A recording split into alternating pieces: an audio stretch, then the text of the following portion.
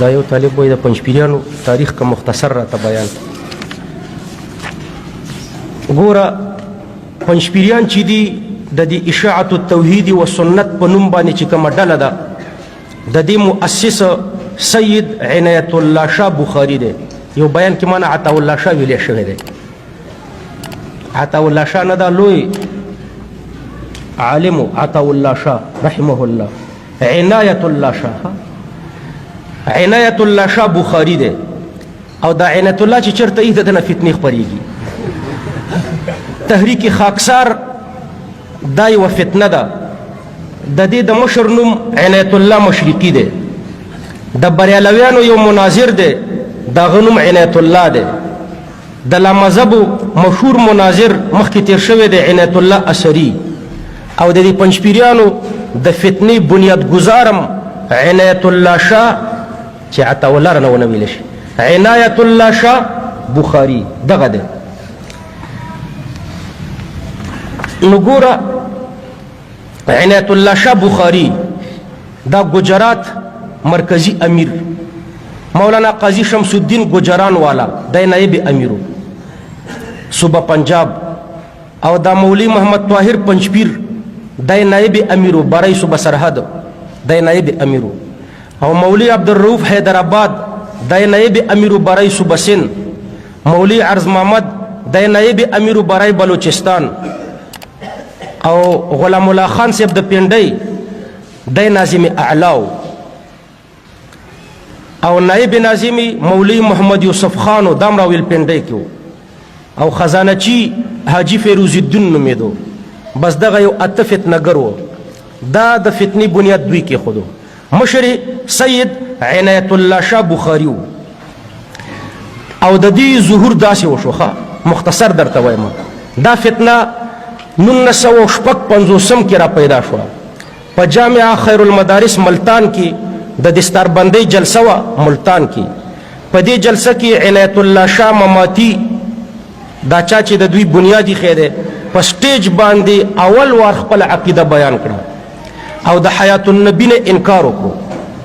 چونکې عوام دیوبندیانو او د مماتیت د دې نوې عقیدې نه ناخبره نو عوام په دې جلسه کې ډېر خفه شو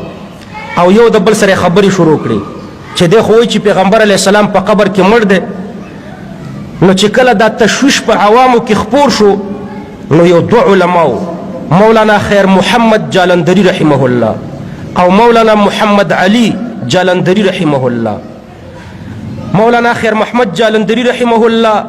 د مولانا محمد علی جالندری ته حکم وکړو چې د عوامو دا پریشانی ختمه کی نو هغه پاتېدو په ډېر سخت علمي انداز باندې تقریر وکړو او په عنایت الله شاه بخاري عنایت الله شاه بخاري مماتی په دې سخت ردونه وکړو مولانا محمد علی جالندری کله چې د عنایت الله شاه په اور باندې اوبه واوښتې نو د خپلو حوارینو سره د جلسې نه پاڅېدو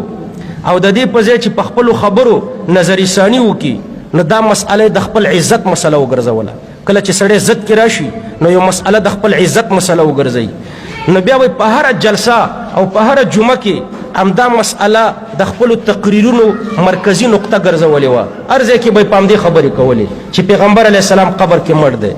او بس د اختلافاتو بازار دې ځای نه ګرم شو چې کله د اختلافات شروع شو عنایت الله شاه یو طرف ته د اته قسمه درته ذکر کړه بل طرف ته خیر محمد جالندری رحمه الله او مولانا محمد علی جالندری دوی به بیانونه کول هغوی به پیردونه کول خو جلسې او جلوسونه او اختلافات ګرم و نو د خیر المدارس په ملتان کې د دې جامعې د طرف نه د افهام او د تفهیم یو اجلاس جوړ شو او د دیوبند غټ غټ اکابر یې راوغوښته عنایت الله شاه مماتی راوغوښتو ډېر یې پوه کړو لیکن عنایت الله شاه د دې په ځای چې د دیوبند مسلک ته رجوع وکړي نور یې مور واخیستو دا اجلاس بې نتیجې ختم شو نظریاتي جنگ شروع شو د دیوبندیانو په نمایندګۍ مولانا محمد علی جالندری رحمه الله او یو بل مولانا صاحب مولانا لال حسین اختر رحمه الله دې دواړو مقابله کوله د دې عنایت الله شاه بخاري بیا په 1960 کې مولانا احمد علی لاهوري نوم خو موریدلی دی دا لوی ولی الله د صلح دپاره یو اجلاس جوړ کړو او دې اجلاس ته د دیوبندیانو د دې مماتیانو غټ غټ علما راوغوښته. دا اجلاس مشورتي و، لیکن مماتیان خو ډېر بېغیرته خلک دي، نو په عوامو کې دا مشهوره کړه چې لاهور کې مناظره ده احمد علي لاهوري صاحب سره، او پوسټر یې چاپ کړې لاهور چلو لاهور چلو. چې د عوامو هجوم ډېر شو نو دا د صلح کوشش هم ناکام شو. بیا په 1961 کې مولانا ظفر احمد عثماني د اعلاء السنن چې لیکلی، او مولانا احتشام الحق تهانوي رحمه الله، دې دواړو هم د دې فتنې د خاموش کولو دپاره کوشش شروع کړو. په سکر کې یوه غټه جلسه جوړه کړه، د دواړو ډلو علما یې راوغوښتل، لیکن د الله فیصله وه مولانا محمد علي جالندري د حکومت د خوا نه د ده د ګرفتارۍ وارنټ جاري شوی و. بیا مولانا ظفر احمد العثماني او مولانا احتشام الحق د خپل سهولت دپاره د دواړو ډلو نه په کتابتي شکل باندې خپل موقف وغوښتلو. مولانا محمد علي او مولانا لال اختر ورولېږلو،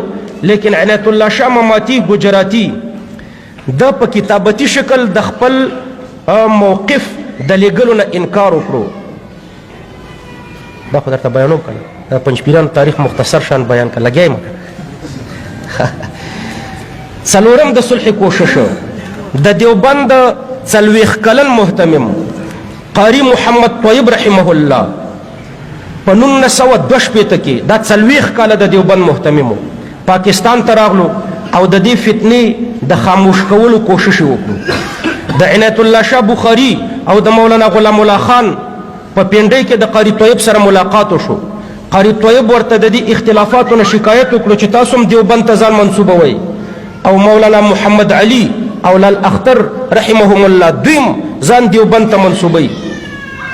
نو تاسو دیوبند بدناموئ. دویم ورته د دې اختلافاتو د خلاصولو وړاندیز وکړو، او ورته ویل چې موږ نږدې و بیخي په څنډه ولاړ یو، د دیوبند نم نور خلک خارجوي او د اهل سنت نم خارجوي، نو ته کوشش وکړه چې دا مسله حل شي. قاری طیب صاحب د دې دواړو پنجپیریانو سره چې ملاقات کړی، عنایت الله شاه او غلام الله خان د پنډۍ، قاری طیب صاحب دا موقع غنیمت وګڼله. په 1962 د جون په 22 په پنډۍ کې یو اجلاس راوغوښتلو او داسې مضمون یې ولیکلو. قاری طیب صاحب د وفات نه وروسته په عالم البرزخ کې د نبی کریم صلی الله علیه وسلم د جسد اطهر سره د روح د تعلق په وجه جسد اطهر ته حیات حاصل دی، چې د دې حیات په وجه د روضې مبارکې په خوا کې د حاضرینو صلات او سلام اوري. دی ولیکل او په دې باندې قاری طیب صاحب هم دستخط وکړو، مولانا محمد علي جالندري صاحب هم پې دستخط وکړو، مولانا غلام الله خان د پنډۍ هم پې دستخط وکړو، او قاضي نور محمد هم پې دستخط وکړو. دا دوه مماتیانو، دوه دیوبندیان، دوی پې دستخط وکړو. عنایت الله دې اجلاس ته رانغلو، عنایت الله مماتي. بیا دې دستخط کوونکو حضراتو عنایت الله ډېر پوه کړو، لیکن هغه په خپل ضد ټینګ پاتې شو او په دې مضمون باندې د دستخط نه انکار وکړو. دا اوس خضر حیات وایي که نه، وایي دا دستخط داسې و لکه په حدیبیه کې چې پیغمبر علیه السلام رسول الله وران کړو، محمد ابن عبدالله یې ولیکلو. رسول الله وران کړو، چې ولیکل محمد ابن عبدالله. وایي دا دستخط داسې دستخط د دې حیثیت دا و، حالان کې ګوره څومره بونی بعید دی. دا دواړه دستخط رښتیا و. حضرت علی لیکلي رسول الله، رسول الله و که نه و؟ پیغمبر علیه السلام ولیکل محمد ابن عبدالله، محمد ابن عبدالله و که نه و؟ دواړه خبرې رښتیا وي. زه اوس خضر حیات ته وایم چې دلته هم دا دواړه رښتیا وي چې پیغمبر مړ هم دی او ژوندی هم دی. دا دستخط کې خو یې دا لیکلي چې دا جسد یې ژوندی دی، نو که دا د محمد ابن عبدالله په شان رښتینې خبره وي نو خو بیا ټیک ده که نه، خو رښتینې دستخط یې کړی دی چې دا جسد د پیغمبر علیه السلام په قبر کې ژوندی و. کله چې عنایت الله شاه ګجراتي مماتي د دستخط نه انکار وکړو، نو ګوره دوه مماتیانو خو دستخط کړی و، یو غلام الله او یو قاضي شمس الدین. نو دوی بیا د خپلو ملګرو سره یو ځای قاری طیب پسې ورغلل او بیا یې په دې مضمون کې د تغییر او تبدیل غوښتنه ترېنه وکړه. قاری طیب رحمه الله سبا ته دیوبند ته روانو، نو دا مسئله خیر محمد جالندري رحمه الله ته پرېښوده او د روانېدو نه مخکې ورته یو ختم ولیکلو. د هغه خط مضمون داسې و چې په پنډۍ کې چې کومه صلح وشوه هغه دوه خطونه و، یو د نفس مسلې په باره کې و او دویم د عنایت الله شاه په باره کې و. نفس مسله خو دا وه چې پیغمبر علیه السلام قبر کې ژوندی دی، او د عنایت الله شاه په باره کې داسې و چې قاضي نور محمد او مولانا غلام الله خان به پوره کوشش کوي چې د عنایت الله شاه نه دسخط والی، لیکن که عنایت الله شاه دسخط نه کولو نو دا دواړه به د حیات النبی په مسئله کې د عنایت الله شاه نه براءت اعلانوي، دا دواړه به براءت اعلانوي. نو دا دواړه به د دې په دې خو پوه شوې. نو اوس براءت به اعلانوي او شرکت به ورسره په مناظرو کې نه کوي. نو د دې دویمې مسلې په باره کې د تجدید نظر غوښتنه ترېنه وکړه، د دې دویم دا د براءت په مسله کې. نو بیا قاری طیب صاحب مولانا خیر محمد ته ولیکل چې مهرباني وکړه د دواړو ډلو علماو را جمع کا او د دې دویم تحریر په ځای دا د براءت په ځای یوه نوې معاهده ولیکه. نو مولانا خیر محمد د قاری طیب د هدایاتو مطابق د دواړو ډلو نه 15 علما راوغوښتل او په 1962 عیسوي کې د جولای په میاشت کې په خیر المدارس ملتان کې یو اجلاس جوړ کړو. د ډېرې اوږدې مباحثې نه وروسته داسې فیصله وشوه چې مولانا غلام الله خان او عنایت الله شاه به په یوه جلسه کې د حیات النبی په مسئله باندې تقریر نه کوي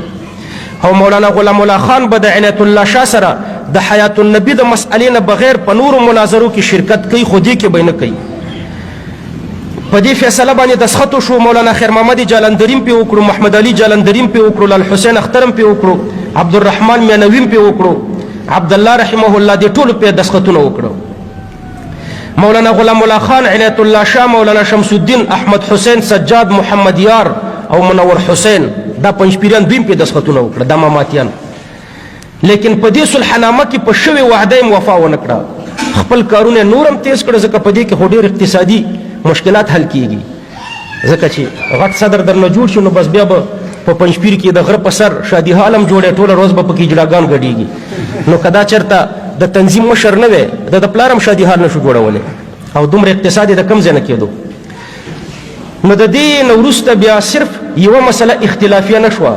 د دیوبند اکابر پرېښودل او ډېر مسایل اختلافیه شروع کړه چې تاسو ته ما 15 مسایل مخکې بیان کړي. دا د صلح کوششونه چې ناکام شو ټول او د دیوبند علما نه امیده شو، نو بیا د دیوبند علماو د دې فتنې د مخنیوي دپاره د یو مدلل کتاب د لیکلو تجویز پیش کړو او د دې کار دپاره امام اهل سنت مولانا سرفراز خان صفدر رحمه الله مقرر کړو چې د دې ماماتیانو عقیده ښه وټکئ پکې. مولانا سرفراز خان صفدر رحمه الله د دې فتنې په خلاف تسکین الصدور په نوم یو کتاب ولیکلو، ځان ته والی. بیا د ملتان په اجلاس کې ورباندې د دیوبند اکابرو دسخط وکړو، لکه مولانا فخر الدین احمد، مفتی سید مهدی حسن، قاری محمد طیب، مولانا حبیب الرحمن اعظمی، مفتی شفیع صاحب، مولانا ظفر احمد العثمانی، مولانا محمد یوسف بنوری، مولانا خیر محمد جالندری، مفتی جمیل احمد تهانوی، مفتی محمود صاحب، عبدالله درخواستی، شمس الحق افغانی، خان محمد رحمه الله دې ټول ورباندې دسخطونه وکړه. نو بس دغه د دې فتنې ابتدا وه.